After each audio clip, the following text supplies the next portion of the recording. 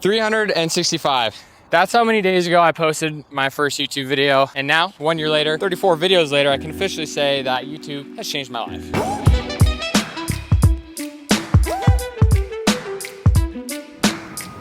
I started this channel with one purpose. I set a big goal and YouTube was my way to document that. Running under 2:18 in the marathon and qualifying for the Olympic trials. I had 6 months to achieve it and my plan was to post it online for everybody to see, what could possibly go wrong. Over the past year, I feel like I've done a really good job at documenting my running. I mean, this YouTube channel has basically become my training log, but today what I wanna do is peel back the YouTube curtain from you guys and give you a peek on what it's like. How has this channel changed my life? How much money do I make from YouTube? And what's next for year 2 of this channel?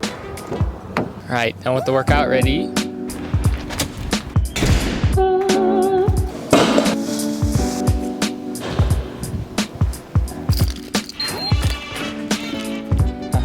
I actually think about the early days of this channel a lot and its whole purpose of qualifying for the Olympic trials and marathon. I also think a lot about the mindset of it all, the mindset of starting this whole channel, because at the end of that 6 months, I actually didn't end up hitting my goal. So question number 1, what got me started on YouTube? What's funny is I was actually afraid to start this channel. You see, I did have a TikTok where I was posting silly little edits of my runs, but there was something about YouTube that just seemed much more daunting. I didn't have a camera, I had no real video editing experience, and obviously there was no guarantee for any type of return on investment at all. The fear of failure, the fear of looking dumb was a very real thing. I've always liked making videos. It scratched the creative side of my brain, but I was giving a lot to running. Working and running always kept me super busy, and not to mention I was recently married. So there was a lot going on. And what was the final straw that got me to say, you know what, screw it, I'm gonna start this YouTube channel? Honestly, I had a great support system.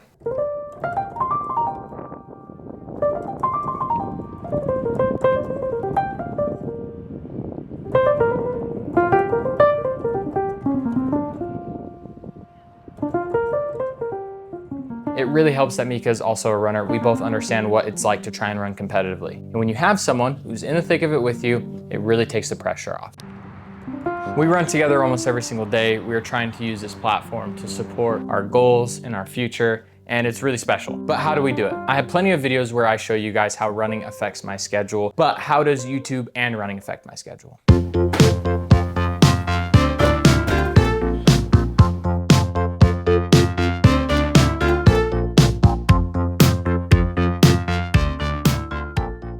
All right, guys, it is about that time. I'm running a lot of miles at the moment. Gotta stay hydrated. How am I gonna do that?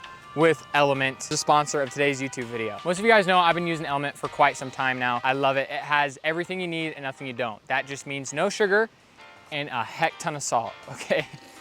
And a lot of salt. It has the most perfect, most scientifically backed and based ratio of sodium, potassium, and magnesium to help fight cramps, fatigue, and keep you adequately hydrated. And right now, you guys, Element is offering my viewers a free sample pack with any drink purchase. That's the drink mixes or the sparkling water. Guys, it's the best way to try 8 of their flavors. All you guys gotta do is go to drinkelement.com/AdamWood. I'll spell it out for you guys. That is DRINKLMNT.com/AdamWood. Go there, get your free sample pack with any drink order. Now, let's get back to the video.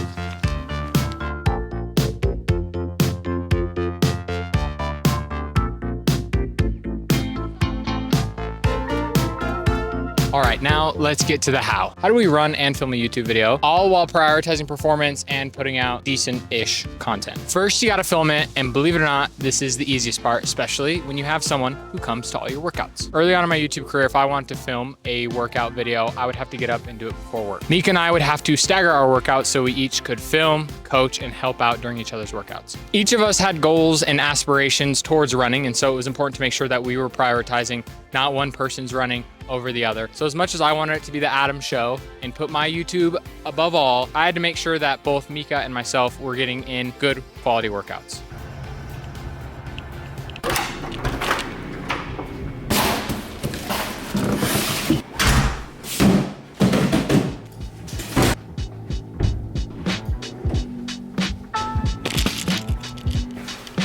Once filming's done, it is time to edit.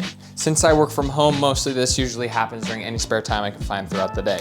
Especially early on in this channel's life when this was more of a hobby and less of a job. Lunch breaks, before Mika got home from work, and sometimes even when I was supposed to be sleeping, I'd be editing as well. Since it was hard to find time to edit, videos would take me actually a long time to get done. and put out. Sometimes, you know, my running, my sleeping, and my social life would suffer. Honestly, the early success of this channel made me want to do it more and more, start focusing more on making videos, start cutting out more parts of my life.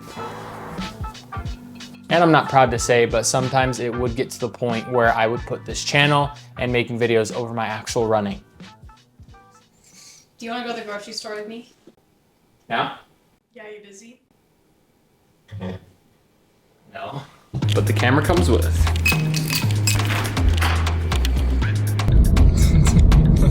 You look so small in the seat. Look at it. My head is up in this corner. Your head barely reaches halfway.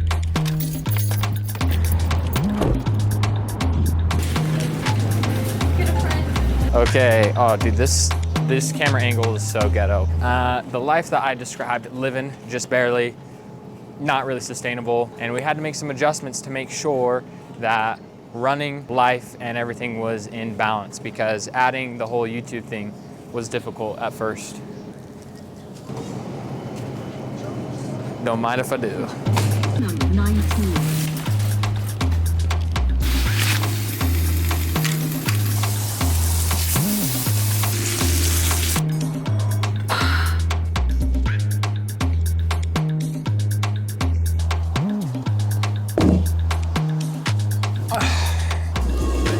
Okay, down to the details. Typically a video takes me about a week to make. Everything that I've learned about editing is self-taught, so there definitely is a learning curve there. And even though I've gotten faster at editing, my videos actually take just as long because I try and make each one of them better than the previous. When I go back through my old videos, they're honestly a tough watch. I mean, they definitely have character. Guys, it is 6 in the morning. And yeah, that's it. Thanks for coming. I've been working like all day. It's definitely fun to see the progress that I've made. I'm sure that in a year from now, I'm gonna look back at this video and make fun of it as well. I was also married to the idea of trying to make one video per week. As time went on, I realized that when I consistently do that, other things start to suffer. If running and life started to suffer, then what's the point of even having this channel? And I would say that's probably the biggest lesson that I've learned. I'm a huge numbers guy. I love all the data, and that's what YouTube and running have in common. They both can be super data driven, and it's really easy to get lost in the sauce and forget why you even started. So the key is not to get so distracted by the numbers and the data that you forget the reason why you even started in the first place. I run because I like it. I make videos because I like it. Simple as that. So once we got this channel up and started, I made 34 videos throughout the year. The most fun I've ever had documenting anything. In the first year of this channel, Meek and I, we got to go to Jamaica and meet the track and field icon, Usain Bolt.